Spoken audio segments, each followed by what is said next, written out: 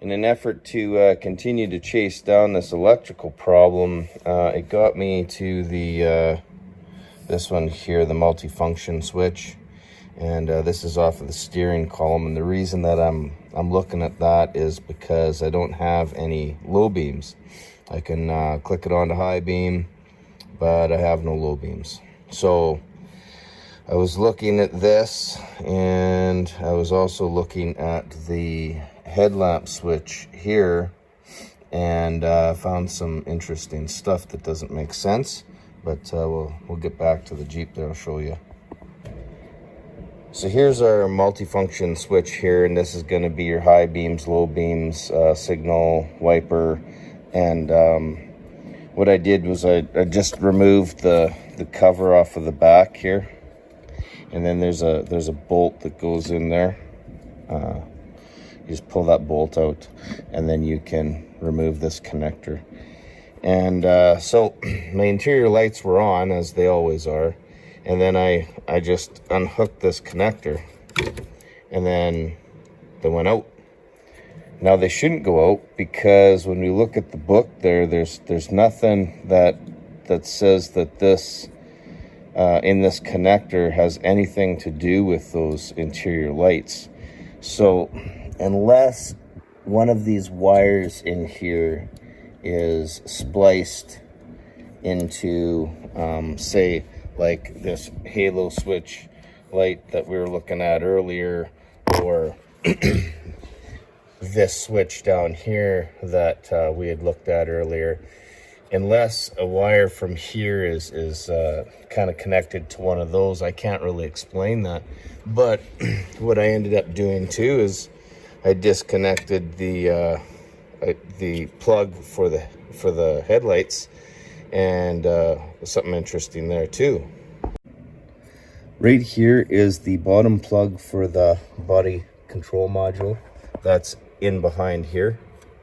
And right now, as I'm testing the plugs with the test light and everything, trying to chase down this problem, right now I have this plug. It's unplugged right now, and as you can see, there's no light on. The bottom lights of the dash come on with the interior lights. So when I plug this in to the connector here, you'll see now that the lights come on.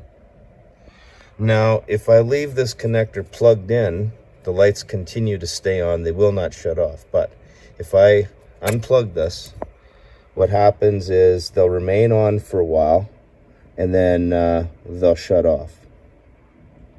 So what I was doing was I was using the test light here, and I was trying to find, you know, if going back again, see if one of them door switches was malfunctioned or something, right?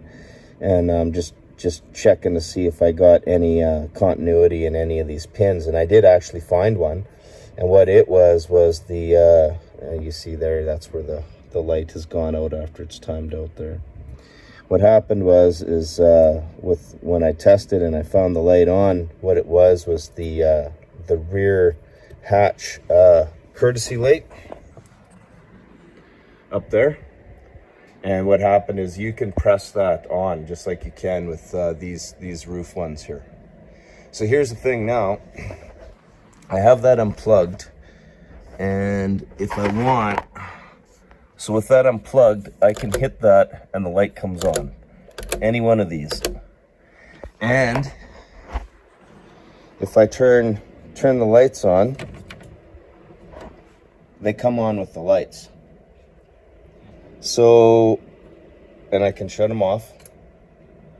So that circuit is working without this plugged in here. Now I don't know what's wrong with this. I can't find anything, because we checked all of the door switches and everything like that, and that's basically what these wires are for. But somebody put them diodes in there, and I didn't disconnect those. But maybe if I take those diodes out of these wires here, then maybe it might work properly like it's supposed to. But for now, if I leave this unplugged, everything works the way it's supposed to, with our fuse back in the fuse box. And this is the same Jeep that I used to demonstrate bypassing the alarm system. So we'll lock the doors, and they're locked on both sides here. We'll close the door. We've got it locked, and so we'll open it up. And we don't have any alarm, so it hasn't compromised that that alarm fix that I used to fix the alarm. And we can try it again here. So the door is open. We'll use the fob because we're able to get this working again. So I've locked it. It's locked.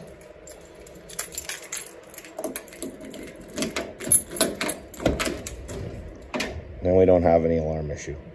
So we've still got our alarm deactivated. We've got our interior lights that work with the switch, which is what I want. The only thing is we've lost the courtesy lamps where you open a door and the light will turn on when you open a door. So I'm willing to live with that if that's the way it ends up. But I can go one step further here, redo those connections, and see if that's going to actually fix this thing once and for all. So I was talking about the lift gate light. Here it is here, and if I'm pressing this, that light should be coming on, right? It's not coming on. If I move back and I hit one of these, they're coming on, but this one here isn't coming on. And if I plug in that plug, then all the lights stay on. So I think that the problem is with this back light here. We've got to open it up and see what's going on. Why does it come on when the plug is plugged in and doesn't come on now like it's supposed to? I don't know, but we'll have to open that up and take a look. I find this pretty interesting here. So I got the test light here, and I'm checking all these probes here, and we don't have anything that's coming on. I've checked them all. This is the one that was coming on before, and this was that light for the hatch in the back there. And what I did was I unplugged that, so we don't have that coming on anymore.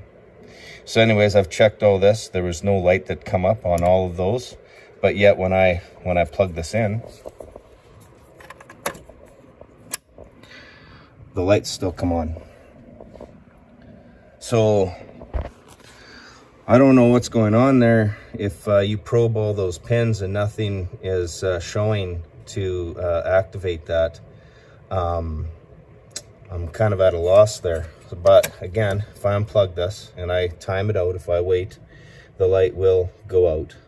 And also too, I can use the headlight switch to control the interior lights, and they will function right now. If I plug that plug back in there, then the lights just stay on. I can't shut them off. I can't control them with the headlight switch. So I don't know. It's pretty perplexing here on what's going on.